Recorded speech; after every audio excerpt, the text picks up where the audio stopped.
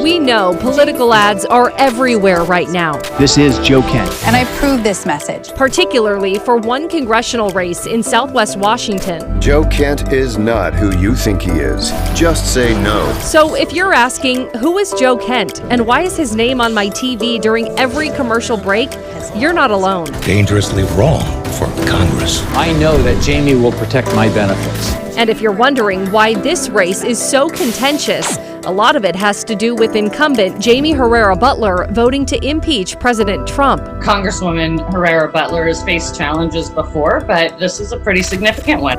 Here's the story.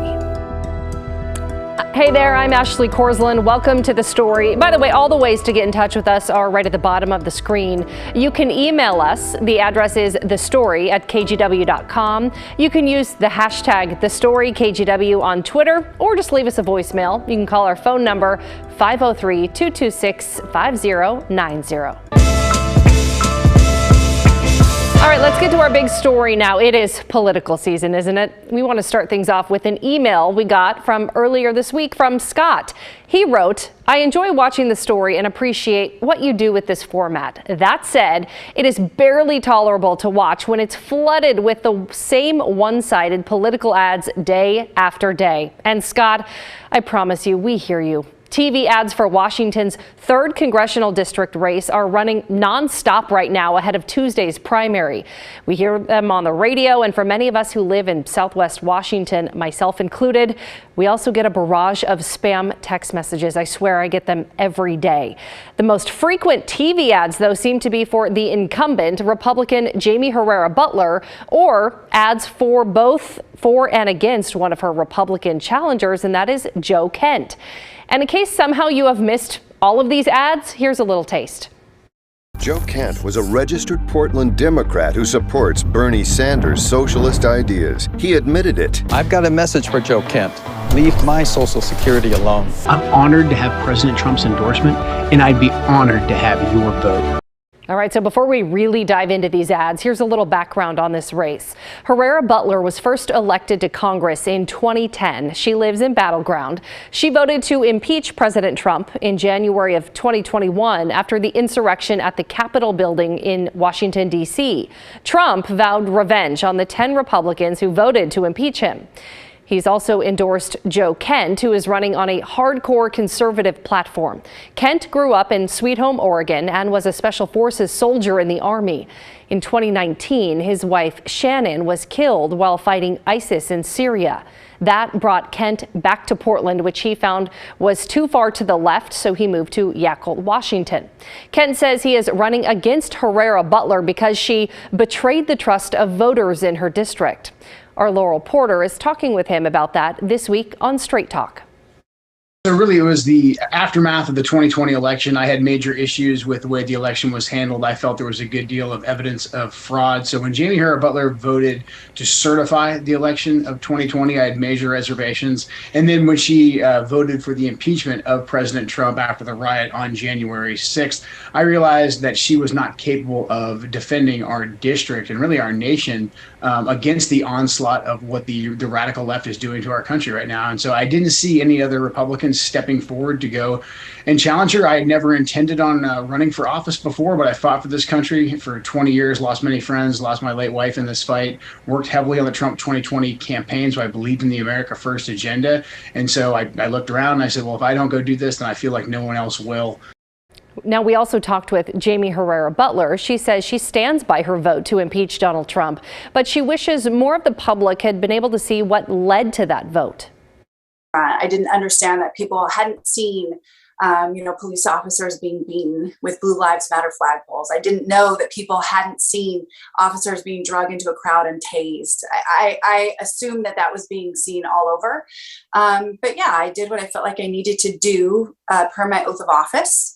It definitely, as you noted, has caused me to get some primary challengers. But I also feel like this is exactly what someone as a conservative who grew up in this district would expect from someone who is my elected official. Okay, a third Republican running in the same race is Heidi St. John, a homeschool advocate and Christian author. She has raised less money than the other two challengers, which is why you're seeing more of their TV ads than hers. But she claims that she is the only true conservative in the race. I think if people are looking for a true conservative voice in Congress, I am that voice. I'm the only true conservative. I'm running against a Democrat who has communist viewpoints. I'm running against another person who claims to be a Republican but has absolutely no record of voting for conservative values at all, and in fact leans towards socialism. And I'm running against Jaime Herrera Beutler, who votes more often with the Democrats than almost any other Republican in Congress. And so I'm running to be a true conservative voice for Southwest Washington.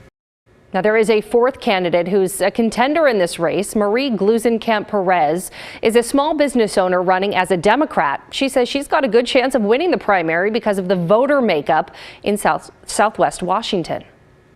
Listen, this district is 43% Democrats, so Jaime is relying on Democrats to vote for her. That is a very risky bet on her part. We've got to work hard. We can't take anything for granted, and we are working hard, but we believe we can make it through. So those are the main players that we are focusing on, and we wanted to get some insight into how the race is going so far. We turn to Portland-based Republican strategist Rebecca Tweed.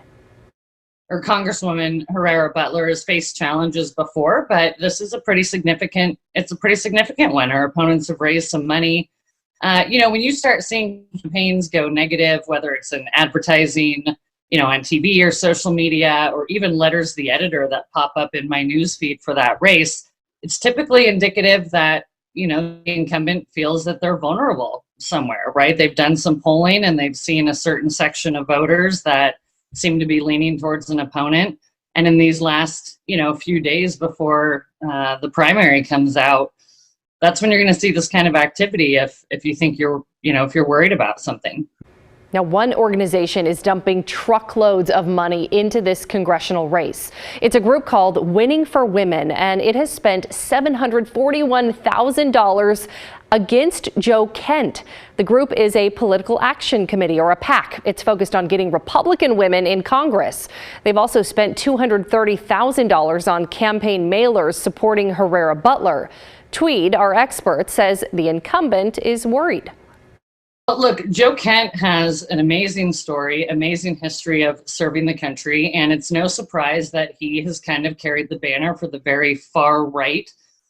Pretty aggressive flag that people are waving right now that we're seeing across the country in some of these big seats. And I think that, women voters and younger voters are worried about what that kind of impact would have if he's elected on some of the policies that he's looking to put forward.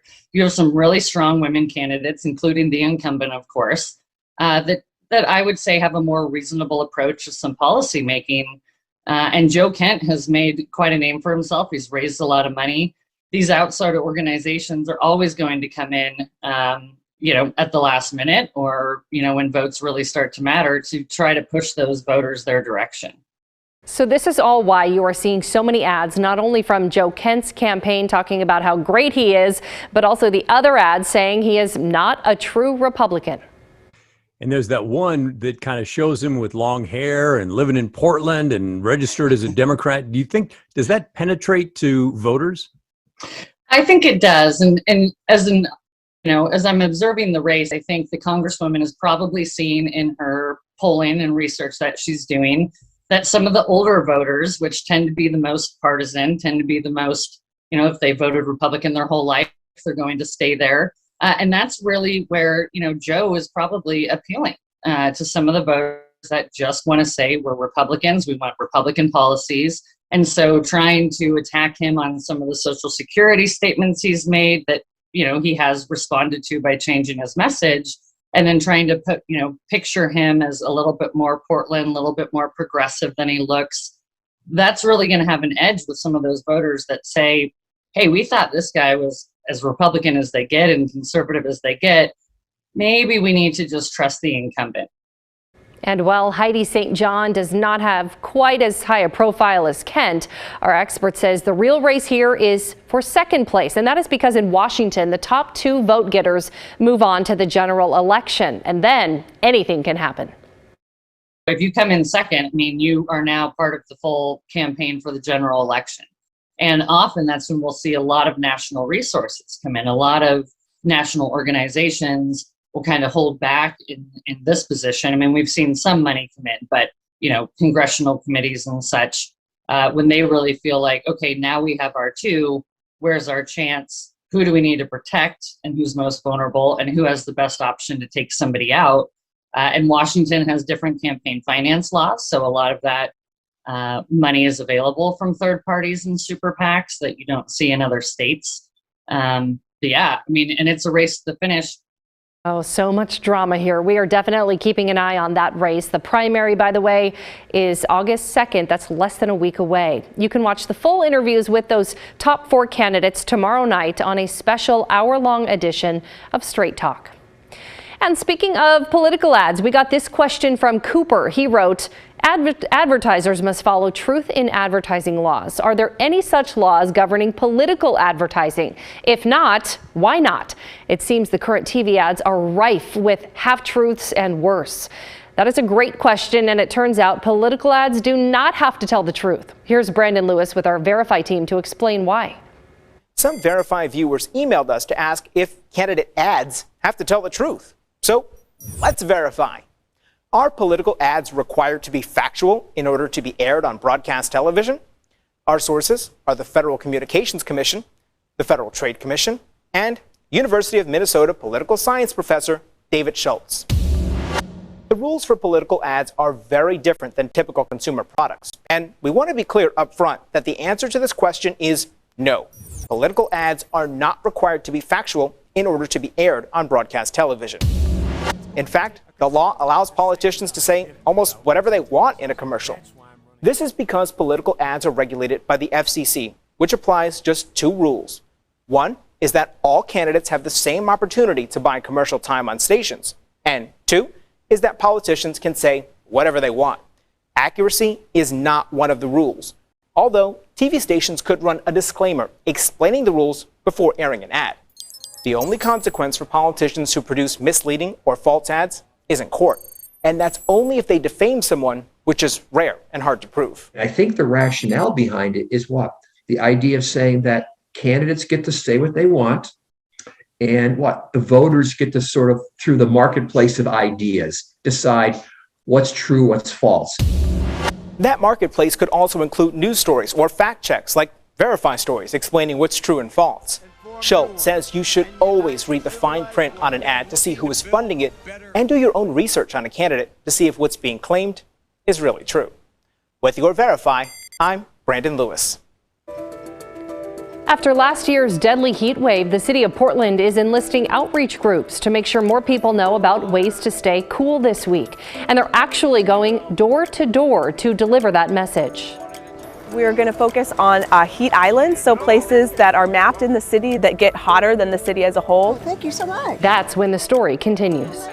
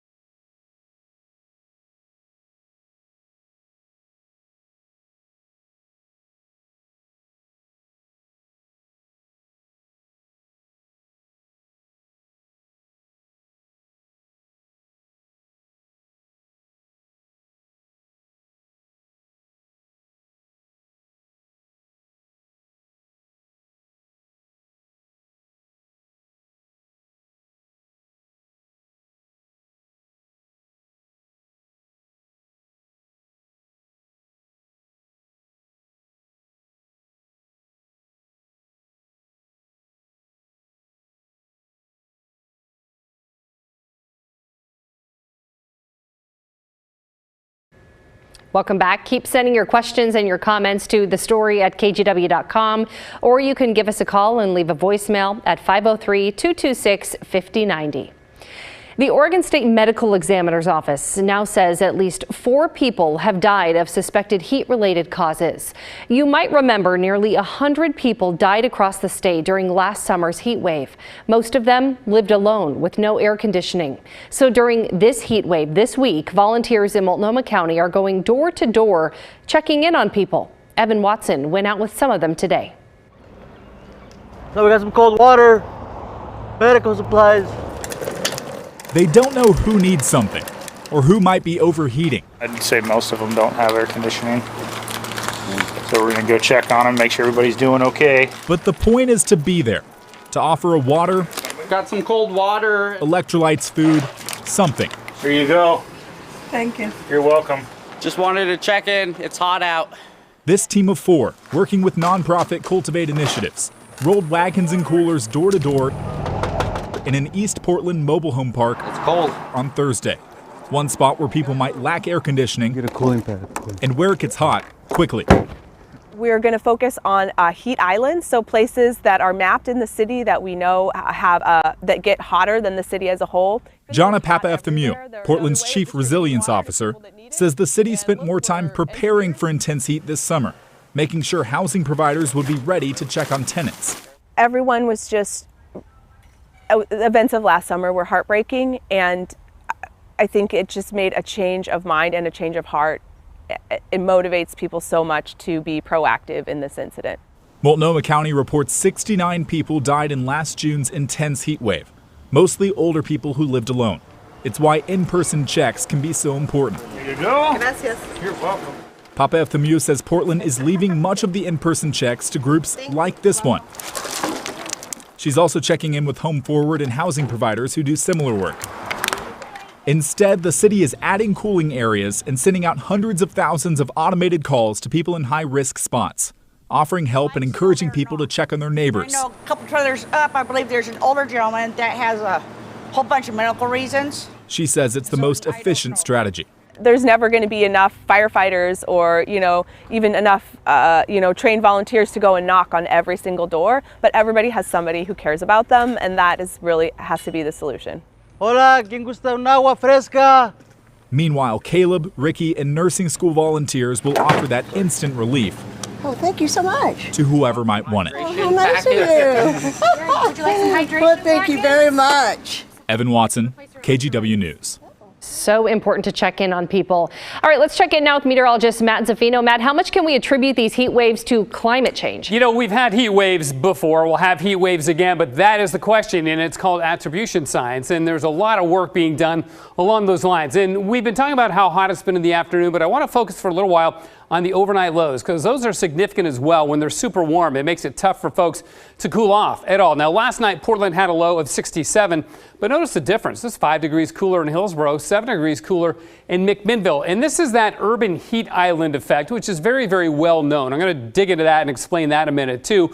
You can see the Willamette Valley, the hottest area, save the Columbia Basin, which just heats up because it's lower elevation, lots of hot air pooling out that way. So onto the urban heat island effect. Now, if there was no cities, no towns, just a landscape, a country landscape like this, we'd have consistent temperatures all across that landscape. Let's say 85 degrees, for example. But as soon as you add urbanization or even suburbanization, that changes the temperature. And the reason for that is heat builds up from cars, asphalt, dark rooftops, all retain the heat. If there's less vegetation, you get less shade. So you tend to be several degrees warmer around the cities compared to areas out in the country, which have the shade and also have what we call evapotranspiration. That's just the natural ability of vegetation to release moisture, which has a cooling effect as well. So that's the urban heat island effect. And as the study showed, within the urban area, there are other islands, little islands, if you will, that are hotter than other parts of the city. The question is, how much are we warming up because of climate change, right? Well, first of all, let's look at the warmest nights Portland's ever had. The warmest ever was during the heat dome last summer. In fact, on the 28th of June, 75 degrees. That's Portland's warmest overnight low ever. Second place was in 2009 during that tremendous heat wave. We only dropped to 74 on the 28th of July, and we did the same number back in 2006 with a pretty good heat wave. It also happened back in 1941 as well. But the frequency is the thing. That's what we're kind of watching, and that's what we're getting a clue on.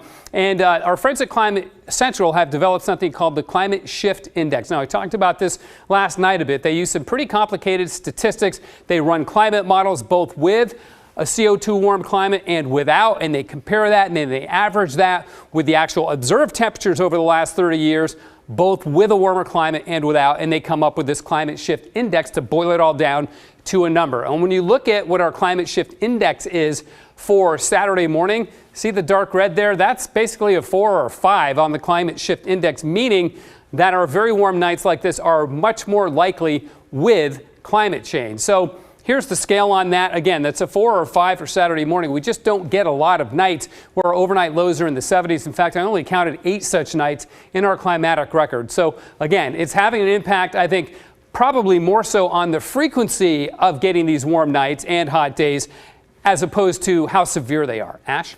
All right, Matt, thank you. Well, still ahead here on The Story, a controversial police shooting in Tigard just led to a big settlement and some policy changes. That's when The Story continues.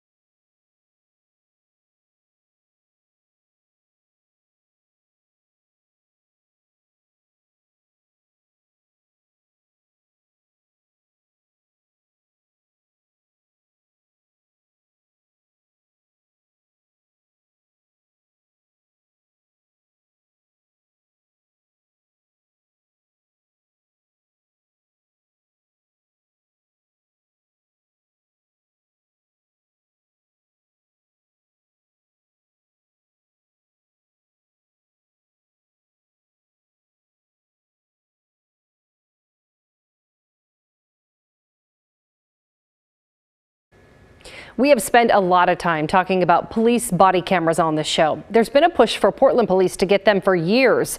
And they are making progress, but right now things are still stalled in negotiations between the city and the police union. Well, next door in Tigard, their department is getting body cameras after police shot a man last year. The family of Jacob McDuff just got a big settlement from the city. Here's Catherine Cook.